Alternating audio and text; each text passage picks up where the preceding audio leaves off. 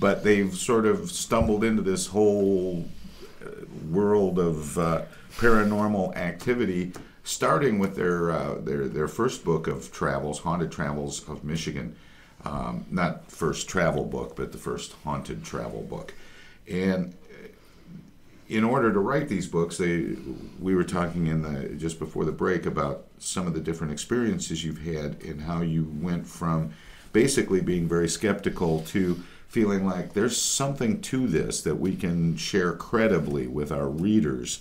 And what was that first one like? I mean, that just, wow, this is real. The first one is always the best. Right, and that was the Whitney. I've heard that. Yeah. I've heard that. Is that what they say? That's what they say. Oh, The first one is always the best one. That's good. But I keep trying anyway. Did I say that out? Yeah, I did. You did say that out loud. Yeah, nicely done. Sure there wasn't an EVP? And people will be able to hear it over and over. That's right. Over. We'll loop that on our website and we'll put it up there, Tom. It's like what they say about what happens in Washington stays on YouTube. Yeah. But anyway. I like that. I like it. Forever and ever. Well, That's right. You've probably noticed that I've been very nice to Bev and Kat today because the last thing in the world I want is to have them haunt me. We wouldn't, but we'd send all the ones surrounding us. You have the connection. We have the pull. Yeah. Now, when you've had these experiences and you've written about some of them in your books, and this is really interesting because it's a book and web interactive experience, Right. which means you can go and see some of the evidence on their website that led to them writing these books. That's right. But what are people going to find in the Haunted Travels of Michigan book, for example, and the books that you have in the works right now? Well, they're going to find a few different things. They're going to find. Do you have like 4-star haunted places and that? AAA ratings. I'm trying to see how this travel book Level of haunting. We're gonna you had the 666 rating. You know. We give them 6 ratings. Six. The 666 rating is the best. It's the most haunted. Oh dear. 333, not so much. That's only about half as good. It's kind of boring at 111. Well, what you're going to find in the book, you're going to find naturally with each group of investigations we go on, the 30 or 40 that we go on to come up with our stories, you're going to find the best. And they're going to always include a little bit about the place and its current involvement if it's a bed and breakfast, a lot about the history of the bed and breakfast, and then we take you into the investigation with us, whatever team we were working with. Sometimes we work alone. Yep. And sometimes we work, but For the next we book usually work especially, with the team.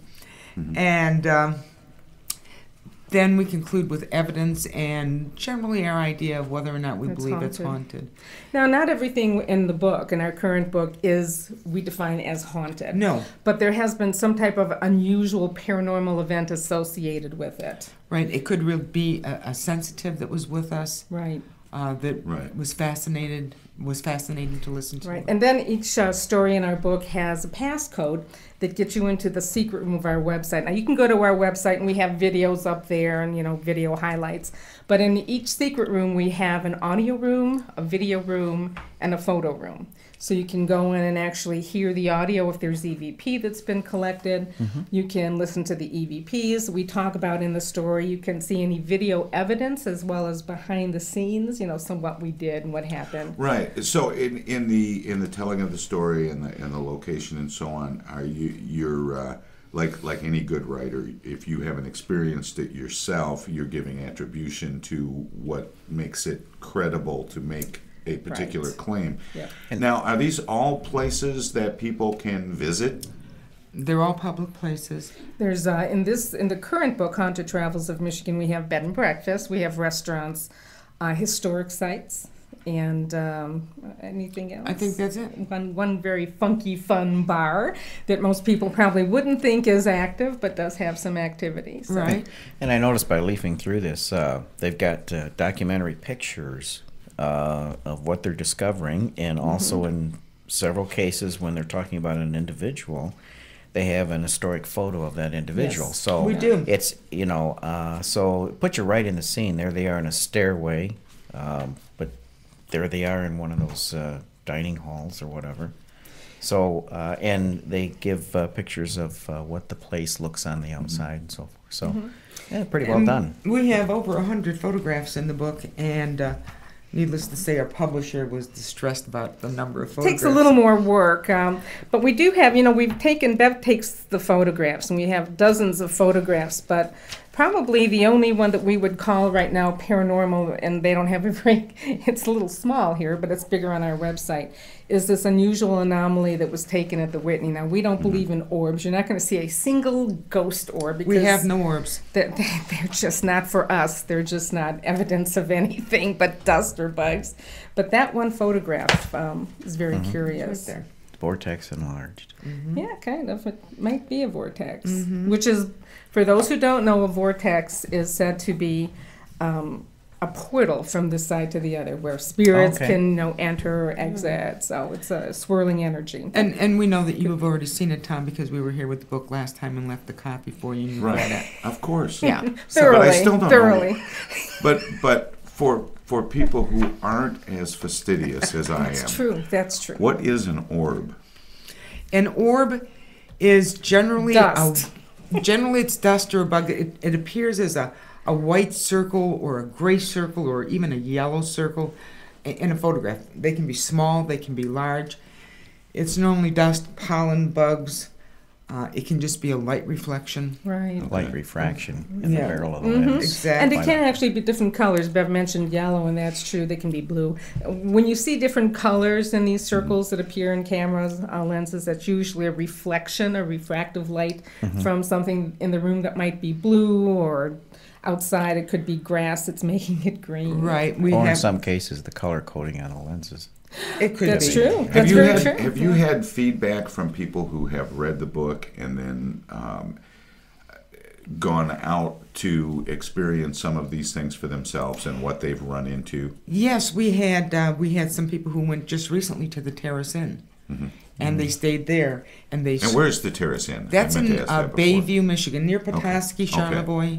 Okay. Okay, the upper part of the state, and they swear they heard footsteps. They swear they heard Yeah. footsteps. So they do experience activity when they go there. You just need the right kind of equipment. Most people aren't familiar with how to analyze audio, and they don't have the video capabilities of night vision, so it's And then- harder to pick up. Sometimes too, spirits just don't show up. That's right. They don't come out I on mean, cue. They got the day off. They're They on do. vacation. Sometimes a month off. They're going to Hawaii, like I wish I Gone were. to some other hotel to get away from it for a while. 5-star hotel where I'm not. Yeah. I had a couple spirits booked on my show at Kettering yesterday morning who just decided not to show up. But, Oh, that must have been special. it's always special. Oh, I could imagine. An hour or two with nothing to do. Yeah, fortunately, that one isn't on video, so Play a little more music. that's exactly Yeah. right. A little more music, a little more comedy. That's right. Is there a demand for this? I mean, are there people out there saying, "Boy, I wish I had a book that would tell me where I could go to get scared"? No, nobody really, Do they- there's no interest at all out there for it. That's why we write the book. But let me ask this: Do movies and specifically Huge. television shows like Ghost Hunters and some of those things that are now becoming very popular, Right. are they causing more interest in the book? Do you see more interest in this book and the ones that are coming out? I think so. Oh, I would have to agree. Paranormal has always been hugely popular among people. But in the last 5 or 6 years, I think it's become much more popular. Right. Also, equipment has gotten better, so it's a little bit easier sometimes to collect evidence. Right. So yeah, Technology. it's definitely. Yeah, gotten and more we've had popular. a really great response. Our publisher's particularly happy with that, but our book has had good response. Oh, good. And we've got an email list. We've got a growing email list of people that want to hear what we're doing, and we put on events throughout the year, so they want to be kept informed. If we have any of those.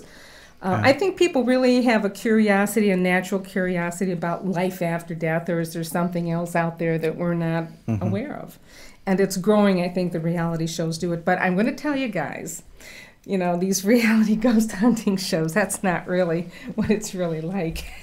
That's a good thing to talk about and deal with, because these things are, first of all, reality TV has become hugely popular. Huge. So it's a genre all by itself, and they're Yes. trying to come up with all these different ways to present reality TV shows. And reality but it is TV show has business. put hundreds of script writers back to work. Exactly Yes, right. it's true. Exactly it's so right. true. And when It's you've true. got Hollywood involved, they won't accept showing up to a place and something didn't No, happen. Exactly. Yeah. Right. Right? Right. Is that what we're talking Yeah. about? Yes. yes. Exactly right. I mean, the average ghost don't- hunt, you don't even know anything happened. You sit around in Trying one to- spot and you move to another and then you move to another. The only thing with reality TV, as far as their ghost hunting goes, is that the spiders are genuinely there. And That's they're- true. They're big. Huge spiders. We went to a lighthouse and I could have, put a saddle on a couple of those babies and just Wow. caught 'em. Huge spiders. But as far as, you're right, it's very tedious a lot of times, and it's dirty. It's not real exciting. You take a book with you to read or something? We take our book. Well, except you're in total darkness. You are in total Okay. darkness. They got those little page lights, you can stick that. That would be so- Well, next time we'll have to give that a whirl. Yeah. Maybe the Was that an spirits- EPV or was that a page turn?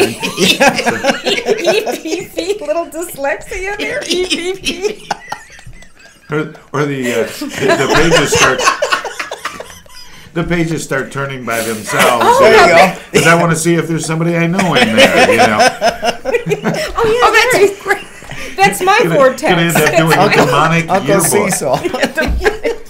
Okay, all those that believe in telekinesis, raise my hand. Oh, that is just terrible. I just saw an orb in the glass over there, but That was Jack mooning us through the window. Now that's scary. That's good. That It was is scary. scary. with Did we just go dead? I don't know. Did we just? No, we didn't. No, just we're go not. dead. We could be dead and not know about it. Maybe. That's That's called right. a spirit. There you go. I know suddenly I seem to Let's be see able if to we're in the butt. Oh my God. There we are. No, but We're not dead, are we? No. we talked about just before the last break. We were talking about an episode where it was a demonic event, and that made me. You were actually witnessing an exorcism. Actually, how has this changed your belief system? I mean, when you went into this, this was a new thing. Right. Where were you before, and where have you ended up in your own awareness of what's real and what's faith and? Yeah. I think for myself, and I'm not going to speak for Cap. No, But don't. for myself, it's made me much more open to things that in the past I would have just shut off. UFOs, things like that. There are so many things with our investigations that we never would have expected to encounter, that you just have to become much more ready to look at all options. So you've adopted the philosophy, never say never. Exactly right. right. Now, I started this as really a skeptic. Now, I really thought most of these paranormal experiences were just people with overactive imaginations that were willing to accept natural things that occur as paranormal. But, having actually had real experiences that we could validate with audio phenomena or visual phenomena, I'm now with Bev. You have to keep your mind open. If you close your mind off to anything, you'll never learn. And that's just life in general, but it also goes with paranormal. You got to keep your mind open and you'll learn. Very much so. Not to make a pun after talking about Uh-oh, reality here we TV go. shows, but is there a fear factor in all of this? You mean with TV? No, No, with you, I with mean- you, with There's a you fear going factor. out and I'm investigating. talking about for you and the people you're with when you go into these things, and then all of a sudden something starts to happen. Doesn't that send chills up your spine? No, and you, No. No, it hasn't really. And the groups we're with, Is that because there doesn't seem to be a lot of activity that you're aware of in the moment, that the evidence a lot presents of that, itself but like with the later? knocks that you had, It wasn't something that I was afraid of. I think if we were to be startled, I mean, if something suddenly touched us on the shoulder or something jumped in front of us, yes, we'd be startled, but afraid, no, I Yeah. don't think so. I don't think so. I think that's reality TV. You know, the people who play in reality TV to make it interesting. There's a lot of screaming and did you hear that? You know, in a paranormal hunt, a real one, you might hear a sound and you might say, "Did you hear that?" But it's not going to be this urgent, you know. Well, and very likely you're Right. going to say it as quietly Exactly. as you possibly Right. can. Probably one of the most startled we've ever been is when we were on an investigation with Highland Ghost Hunters. I love them. And we were in the basement of a very creepy basement. And Jenny and Lisa were there, and we were all saying, "Can you give us a sign?" And suddenly we heard something falling to the floor. And when I went over there, I said to Kat, "It's a sign." And it was a sign that actually political it had- sign that fell down on money. No, it was a sign that said "a sign." The words "a sign" on it on the floor in front of Bev. And I Oh my kept- goodness. And I kept saying, "It's a sign." And it's Sounds like something I would do if I was dead. That was scary. I'll Well, tell you. actually, the great part is Jenny threw that sign out. She knew we were going to ask that question, Oh, right? that's And funny. she had with her this little tiny sign. She was waiting for the moment for us to do that, and she threw it out. And for a good minute, I didn't realize it was a joke. I just saw, "It's a sign." Oh my God, it's a sign. And Jenny It and even Lisa were says so it's a good. sign. Oh, They that's didn't so funny. laugh right away until later. But Here's your sign. But there was one investigation that we did have recently, a few months back, that we weren't scared at. It was after that we were scared. That was when we were, we can't say the prison, but it was a prison, and it was in West Virginia. But we can't tell you. That there narrows it down. Yeah, it kind of does. Pretty It much. But we did have some recorded. We had a lot of experiences while we were there. They didn't scare us, but when we came back and we were looking at the materials recorded, that's when we came across some things that really bothered us. And actually, Bev and I had nightmares. A few. Really? Yeah. We did. And we Not were, at the time it happened, No, but no. after about a effects. week later, I came in and I mentioned, I came into work and I mentioned the cat, I've been having trouble sleeping the last couple of days. I'm having these terrible nightmares, and I told her about them. And she said, "Oh my God, me too." Almost the same one, and we we hadn't Oh. told each other. So that was the most bizarre. They've dissipated, no more nightmares, thank goodness. But for a few days after that, we did have some unsettling things, and the evidence we caught there was incredible. Unbelievable. That'll be in our Ohio Valley book. Michigan, Ohio Ghost The Ohio Hunters. book. Yeah. Scary Buckeyes. It's that place, Yeah. West Virginia. It's it's in the Ohio Valley. It's Okay. right over the Okay. border of Ohio, and that was pretty bizarre. That I have to say, that was one of the few investigations where we actually experienced a lot of things, Right. with voices and so forth. On that investigation, Kat's husband was with us, and even He's totally who is skeptic. a total skeptic and hates this stuff. Yeah. But even he was getting feelings and heard things. And we back that up. Have you of had course, with physical evidence. contact? No. You mentioned earlier, if something touched you on the shoulder or something, that Well, would when be I- startling. I Have have you had never- that kind of. When I I have was not. when I was at the Whitney, that first experience I had, I actually, the atmosphere around me seemed to change clearly. I mean, it became the heavier. air and everything. The air, the atmosphere, it was heavier, and it felt like it passed through me. So I don't know if that's touching or if that's some kind of an electrical energy that moved through me, but to say, I felt like someone So touched that my be hand. contact of the second kind? It could be, third kind, maybe, maybe even a 12th. I don't know what that is, but it's pretty intense. So that was it. How much, in the places that you've seen and researched, how significant is religion to the phenomena that occurs in a place? And you mentioned the one thing Right. about it being basically an exorcism, and it was a demonic in That's nature. clearly it was very important. And that But I mean, obviously, we can see what the religious significance is Right. in that sort of an episode. But in these other things, is there any sense that there's any connection? You mean the spirit exists because I mean, of religion? For Christians, for example, there is this this huge thing about life ever after, and surviving beyond Right. death and beyond the tomb, and that Easter is all about that. But even in For some, Judeo, is this- Old Testament mentions Is those, this Right. Solomon and so forth. is there any connection? Is this proof of that?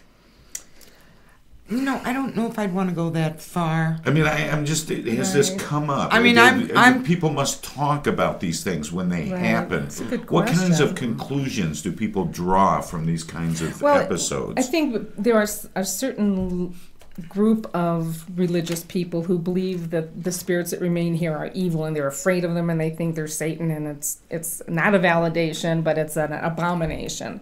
And I don't think that that's the case. I think a lot of the spirits we've encountered are fun. Some of them are kind of funny. They play pranks. They're not all tortured and demonic. But whether or not that validates Christianity, I can't say that it does.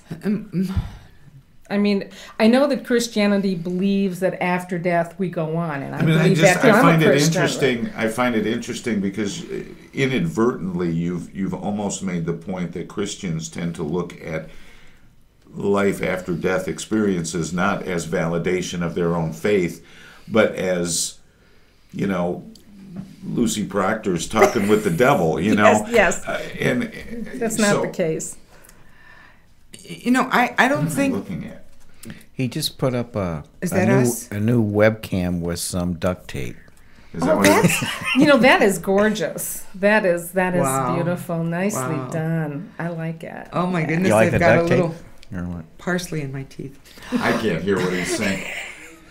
I can't read lips either. Oh, like like a fish? Oh. Do you like fish? Do don't I know.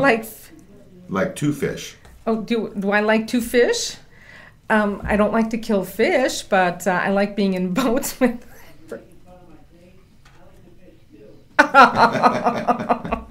Oh, he's making a joke. These guys at Master Control are a gas because they keep this whole thing just cooking along, and they're fun too. Hi, guys in the back. Tom and John and Master You Control. sure it's not Tom and Jerry?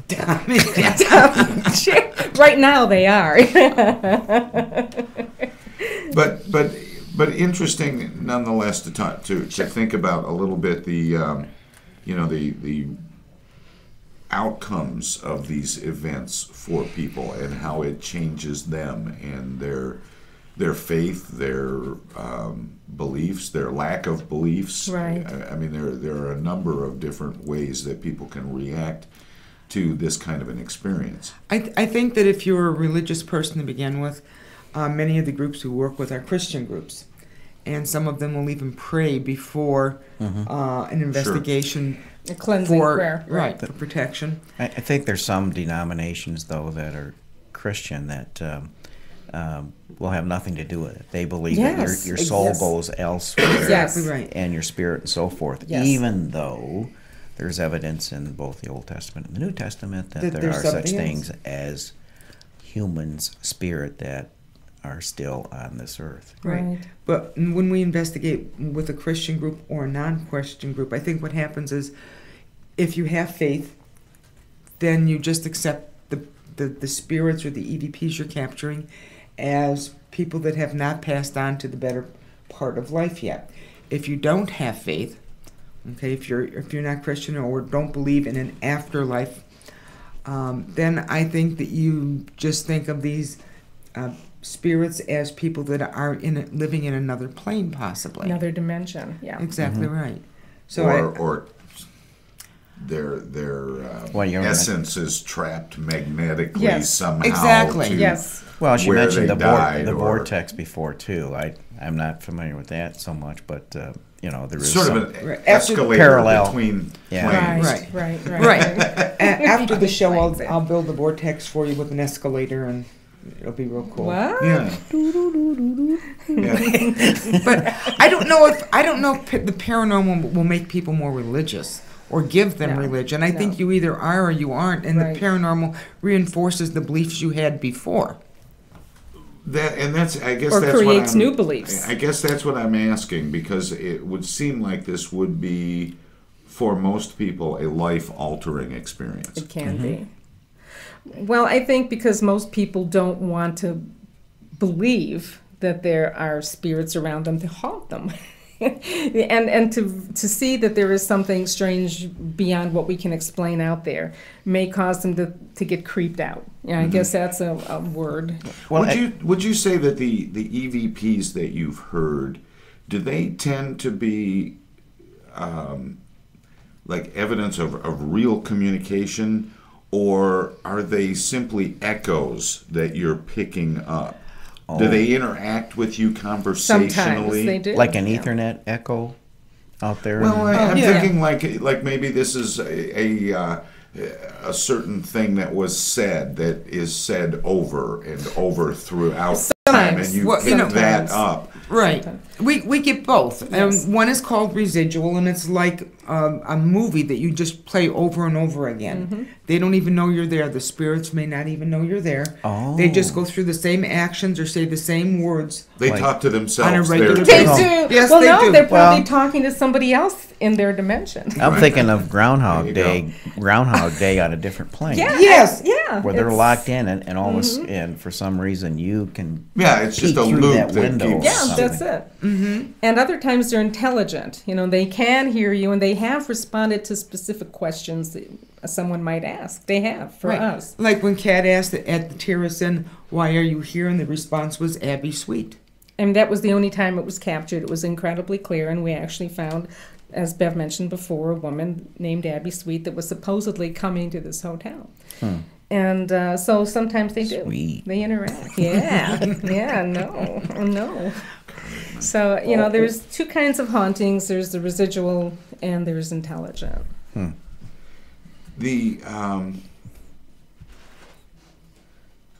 I find this is such an interesting thing, because you're living out these experiences and then translating them to information to pass on to other people, so that Right. they can shop around and go check out the haunt of their choice. Right.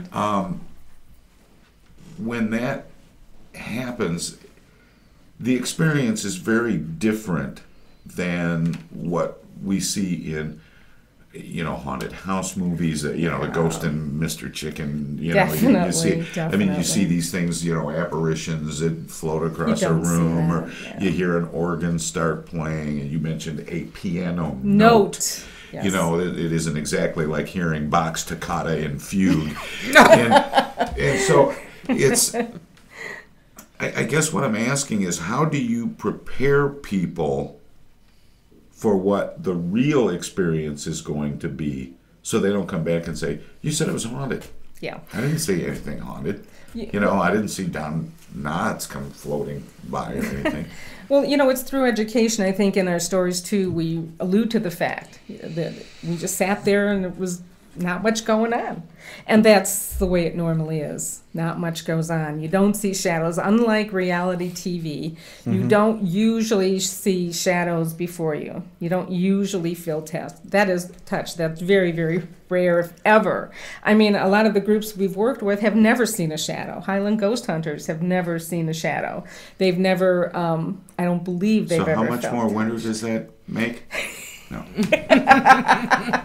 So, The Highland Ghost Hunters came out and they didn't see their shadow. it's not, yeah. 6 more weeks. Is that what it is? Okay. I'm actually, speaking of reality TV, probably one of the most real of them, if that's valid, is Ghost Hunters International, whether you like it or not. And that's because they don't have a lot of aggressive yelling and screaming and, oh, did you hear that? And they don't usually get a lot of evidence, to tell you the truth. Not a lot of solid evidence. And that is what most But that's more the norm. investigations.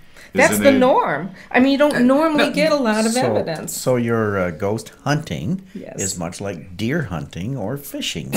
You sit and wait, and if something happens, okay. It would be sweet. You frequently put out some bait, Yeah. and then you And the sit carrots, and wait. the carrots are really good. And sometimes, you get a little hungry on these ghosts, and you might nibble a little of the bait yourself. Now, do ghost hunters make things up the way fishermen do? Some of them do. It's not so much with size. Yeah, it's not all that different from fish tales to ghost stories, huh? Fish tales to ghost tales. I can't believe we've made that connection, but we're going to take a short That was break and we're going to painful. have a little bit of comedy, and then we'll be back to finish up our discussion with Bev and Kat from Haunted Travels of Michigan on the Worldwide Webcast with Tom Sumner and Hugh Russo.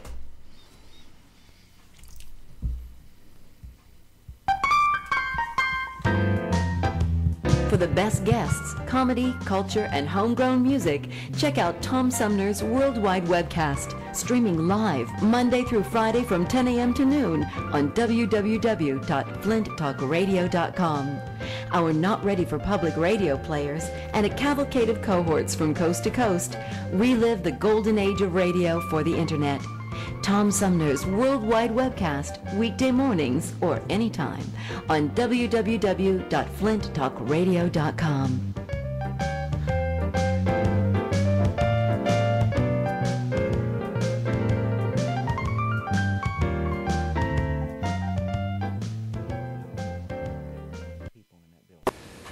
This Worldwide Webcast is brought to you by Young & Stevens Design.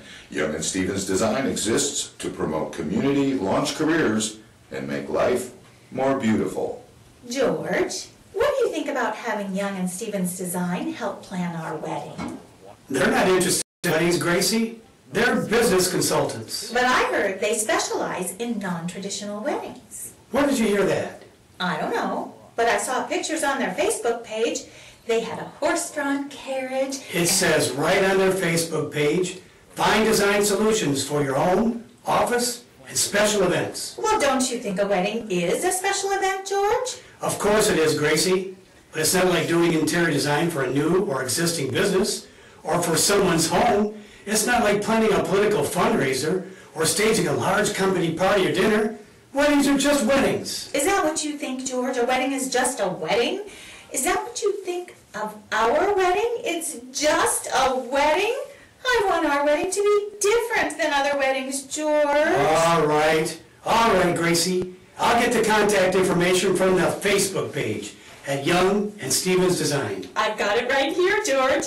Just call 810-358-0426. Can we have a carriage, George? I'm so excited. Call right now. All right, sweetheart. What was that number again? It's 810-358-0426. Hurry. Hurry. All right. I'm so excited. All right. Now, where did I leave the phone? Oh. Make your life more beautiful with Young & Stevens Design. Find design solutions for your home, office, and special events. Look for Young & Stevens Design in Flint, Michigan on Facebook.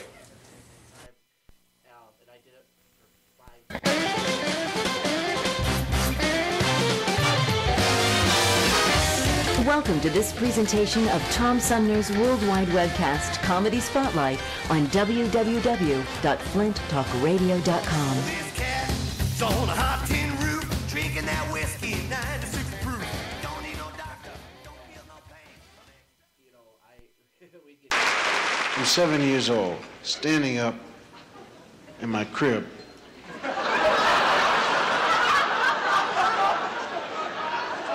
I kept falling out of the crib. I really, they gave me a bed, but I kept falling out of it. And I'm staying up there. My parents are going out, see, and they're just walking back and forth. We live in an apartment building. There's only one bathroom. And there's my bedroom, then my parents' bedroom, and they have to pass by my bedroom in order to get to the bathroom. And if the door's open, I can see them. And I know they're going out because they keep bumping into each other, you know. Boom, boom, get out of the way. Boom, where's my sock? I don't wear them, you know. So, this is before babysitters, when parents did not believe in babysitters at all. You know, the philosophy was, what? Let some stranger look after my kid? I'd just as soon leave him home by himself. So, I'm staying up here. I got my sleepers on. I wore sleepers till I was 12. I love sleepers because I used to put mashed potatoes in the bottom of my sleepers and make my mother feel them. Mom, Phil's a dead rat. She'd faint. My mom would faint for anything, man. I used to get hit in the head with a rock and cover up the blood. She couldn't stand blood for nothing, man. I'd go home, stand right behind her. She's cooking. Mom, look, blood. What? She'd faint. So I'm standing up in the crib, and they both come up, you know. And now, the whole thing to them is that they have to scare me to make me stay in the bed, see? They tell you some kind of a lie. That's what the parents used to do.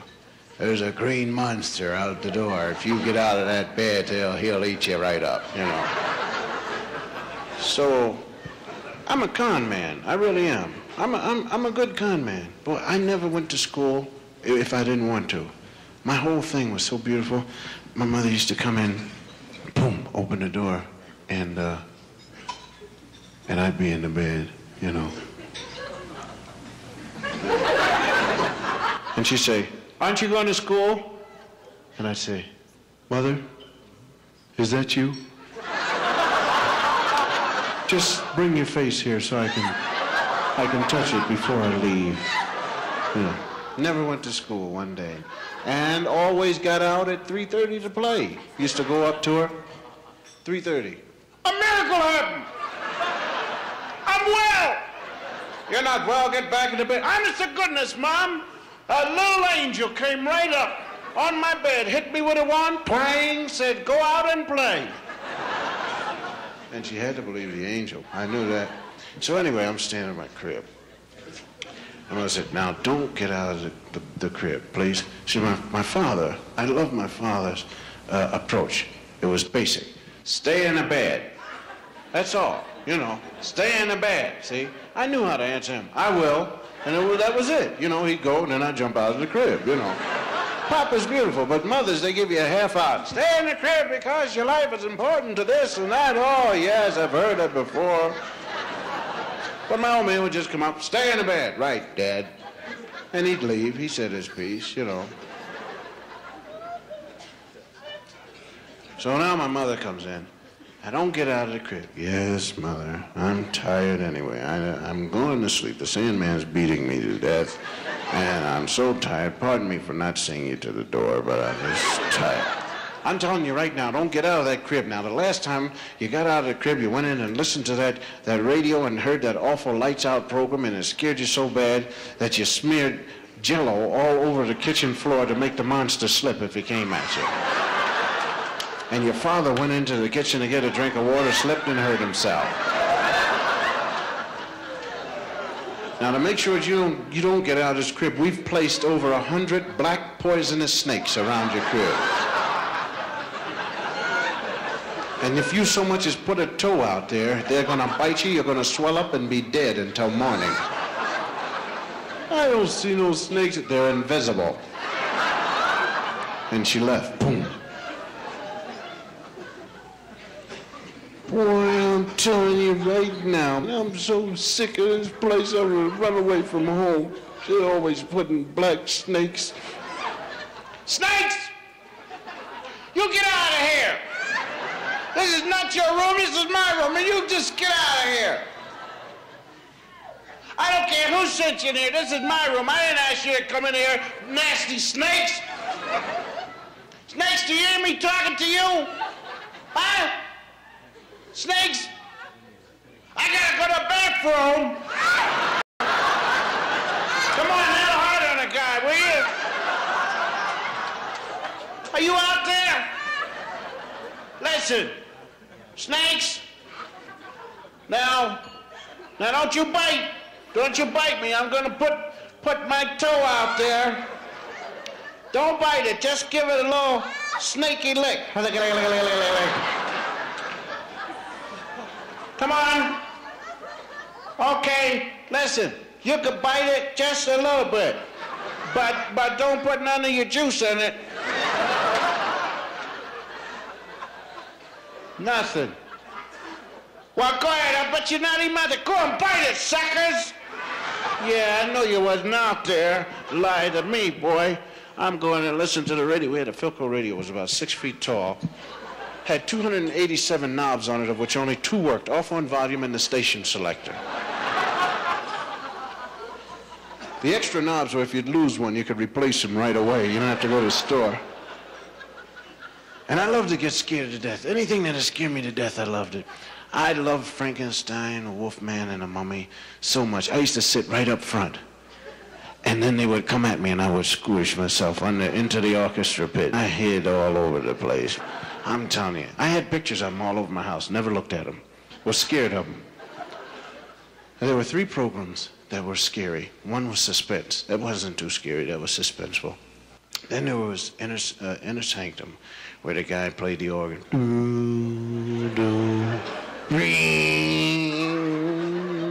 And then he would come in, good evening, and he was so happy to scare you to death. And he opened that door, and then he told you a weird story about his Uncle Harry who had lost his hip bone or something like that. Oh, man. But what really scared me was when he closed the door. At the end, I knew somebody was in the house then. And I started smearing that Jell-O. No monster gonna get near me with that Jell-O on the floor. I've tripped up many a monster with that Jell-O on the floor. Yes, sirree, Bob. And now, I got my radio, I turn it on. You gotta wait maybe 8 days. It'll heat up, 8 days. But you go, there's good news. Good evening.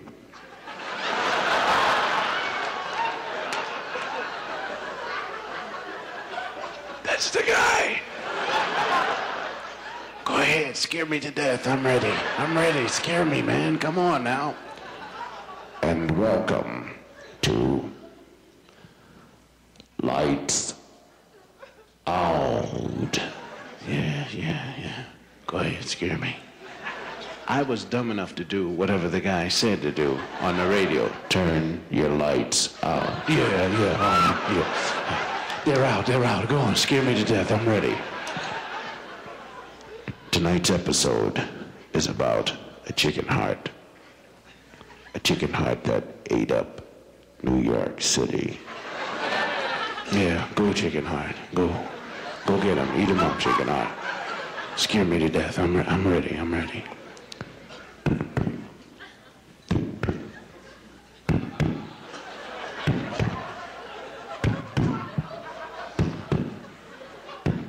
The chicken heart was kept alive in a laboratory in a vat. Special solution. Half blood, half sodium salicylate. One day, a careless janitor knocked the vat over. He went to get a rag to clean it up. The chicken heart grew. 6 foot 5 inches. And in search of human blood. The janitor came back, opened the door. The heart ate him up. What? Go get him, chicken heart. Go get him.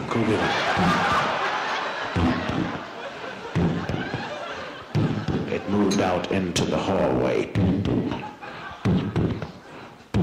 Rang for the elevator. 4th floor. Ah! Go get him, chicken heart. Go get him. You will. Moved out into the street. ate up all the cabs. Beep, beep. The Empire State Building ate up the Jersey Turnpike. It's in your home state.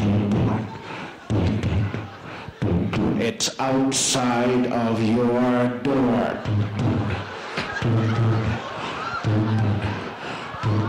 And it's going to eat you up.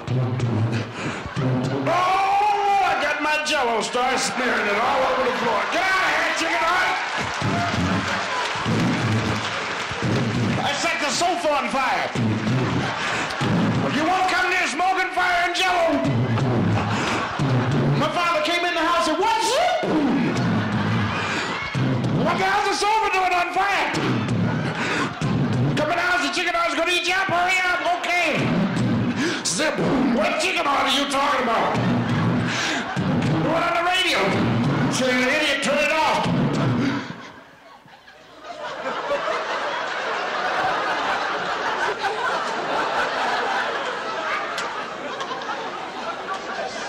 I hadn't thought of that. For 2 years, anybody that passed by our house, my father, whether he knew him or not, would call him in. Hey, come here, I want to show you my dumb kid. Go on, tell him how you burned up $100 sofa and broke your father's arm. Save us from that.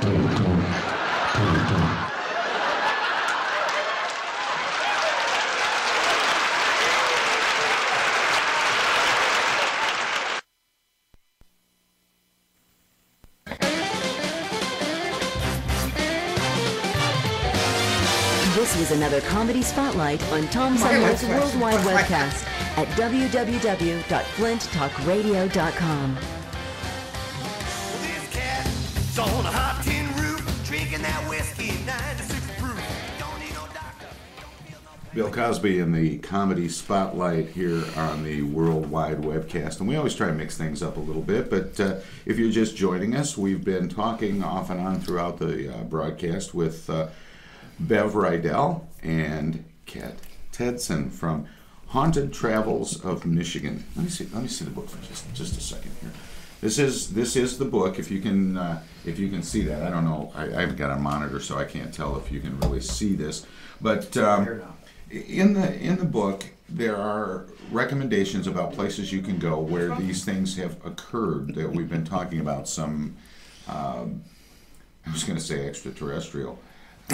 Wrong book. Wrong planet. That'll be the next. That'll be the third one. Yeah.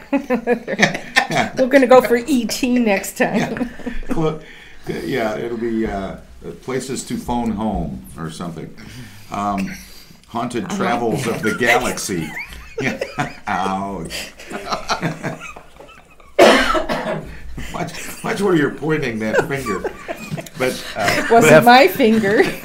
Bev can leave a trail of Tic Tacs. Now, obviously, you can tell that this is serious stuff here in this book because it has scared these women silly. Clearly. But in all seriousness, what are some of the places that are in the book? Well, naturally, we have the Whitney Restaurant. We've already mentioned that several times. The Terrace Inn, Bowers Harbor. The story behind Bowers Harbor is really quite interesting, too. It's a restaurant with a long reputation of haunting, and that is in the Traverse City, Leelanau Peninsula? Bowers Harbor, Leelanau Peninsula. And it's a long reputation of a woman by the name of Genevieve Stickney haunting the location. And so Bev and I, being the historians, worked with another historian on this. And through her help, we actually began to identify the real history and the real possible haunting of Bowers Harbor Inn. Wow. That was fascinating. That sounds like fun. Yeah. Okay, so now this book is available through your website, Yes. and I'm imagining Amazon. Amazon.com. Barnes and Nobles. Okay. Yeah, it's available in retail bookstores Yeah. Okay. and online bookstores. Okay. You can get it on our website too. If you want it signed by authors, you can get it on our website. Go to the store and we'll sign it for you. We use special signing crayons. Yes. Yeah? Mystical, magical signing crayons. Disappearing. But now, tell us about the website, because I mentioned at the very beginning of the webcast that this is not just a book, but a web interactive experience as well. Right. And I'm going to start because... What does that mean exactly? There's a lot of paranormal books that Kat and I have read, and they talk about some of the evidence collected, and it's fascinating. But we never really got to experience the evidence. And so Kat thought it would be a great idea if there was actually a way for our readers to experience some of the things we did. And she's the web guru, so she's developed a website. Oh, Lord, help us. With the secret rooms, with the video and all of the evidence we've collected, and like she said, a lot of outtakes. And there's a few outtakes. Behind us, there's always outtakes.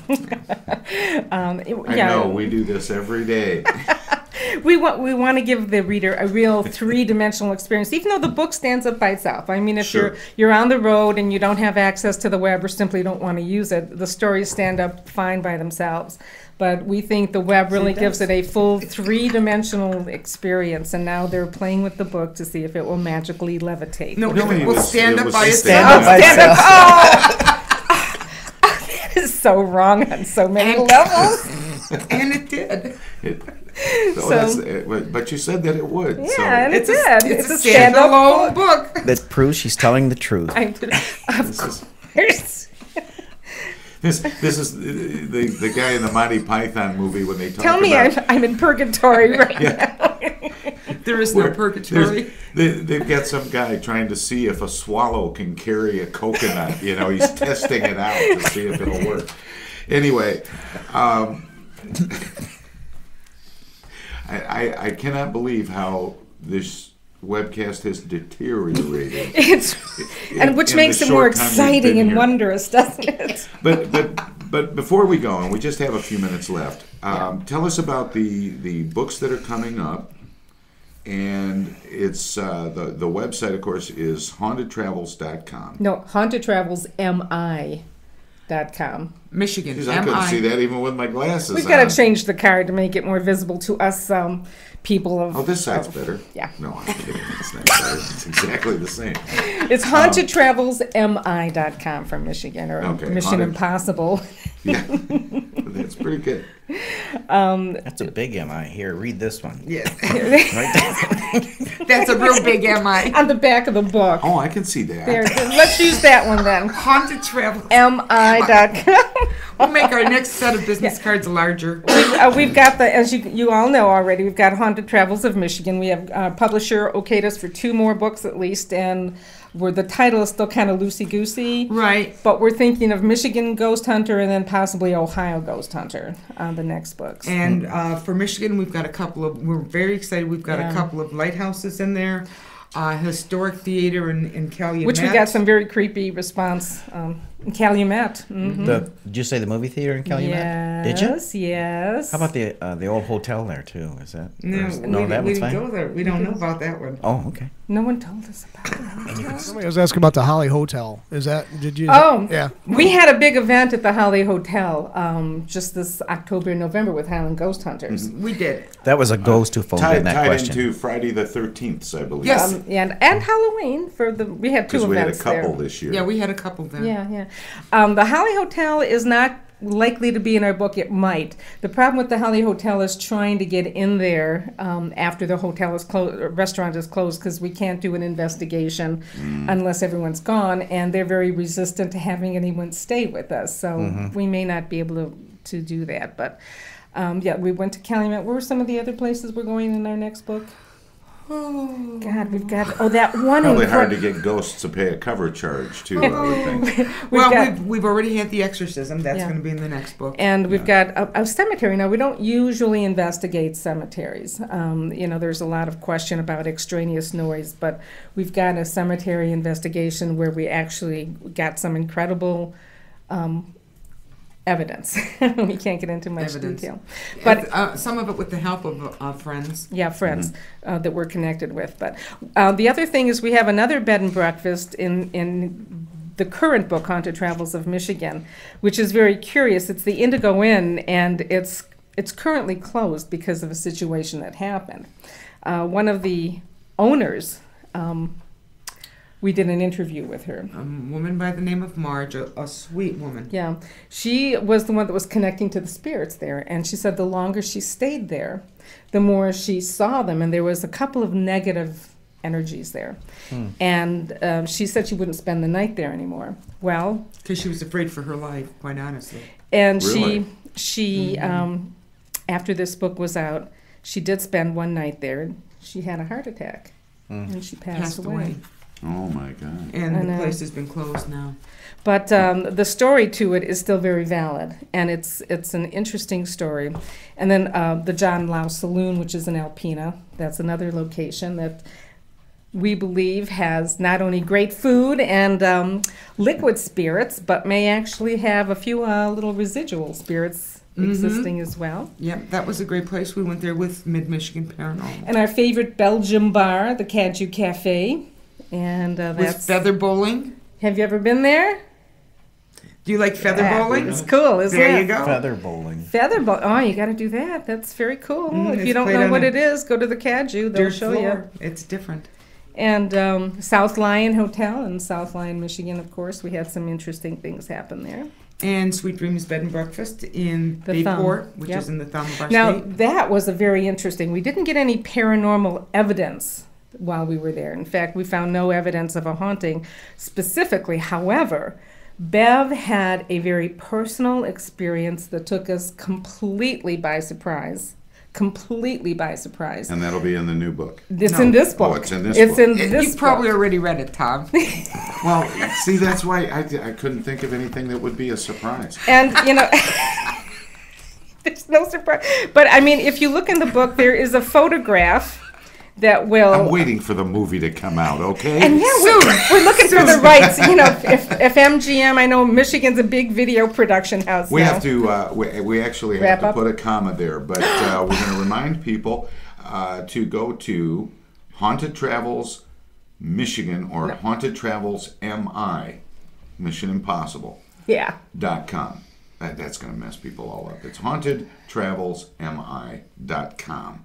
And you can find out lots more about Bev and Kat. And I want to say thank you, ladies, for joining us here on the thanks. webcast. It was our pleasure. Yeah, It's thanks been for fun having us sitting on. here listening to you. Well, thank you. That's good. That's not a bad thing. No, that's And a I good hope thing. you'll come haunt us again sometime. Hope to. We'd love Anyway, to. from Tom and Hugh, that's it. You can listen to us every Monday through Friday from 10 to noon Eastern Standard Time, Live. Not or dead. stream it anytime at flinttalkradio.com. And to all our listeners out there, thanks for listening. And have a good day. Hope I run into you. Not literally. Well, not with my car or anything. He snorted again. What is with the That's how we snorting? started. Are we on the air? Yeah. Did he snort on the we're, air? we're still on the air. I see snorting all the time. I guess we have the little. Reggie. Am I getting this? I'm getting the stretch. Oh, we have thing to a little stretch. bit. Oh, Oh, maybe stretch it. now Okay. is when I can start singing. Yeah. We better not do that.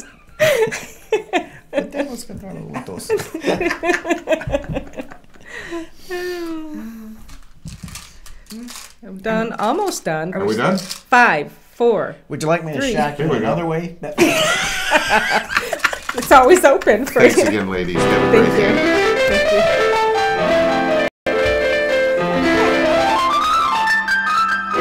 Tom Sumner's worldwide webcast is streamed live every weekday morning from 10 a.m. to noon on www.flinttalkradio.com. We want to acknowledge all of our guests who play such an important role in the show and our cavalcade of cohorts from coast to coast for their regular contributions. Many of the pre-recorded portions of today's program were made possible by Flint's own Steve McComb at Pencil Sketch Recording in Nashville, Tennessee. Most of the musical accompaniment was provided by people in or from the Flint area. Excellent examples of the world-class talent you can find right here in Flint, Michigan. If you have comments, questions, or would like to find out how to get your message on the show, look for Tom Sumner's Worldwide Webcast at MySpace and Facebook, or write to us at Tom Sumner's Worldwide Webcast at yahoo.com. Join us next time, or anytime, for another edition of Tom Sumner's Worldwide Webcast on www.flinttalkradio.com.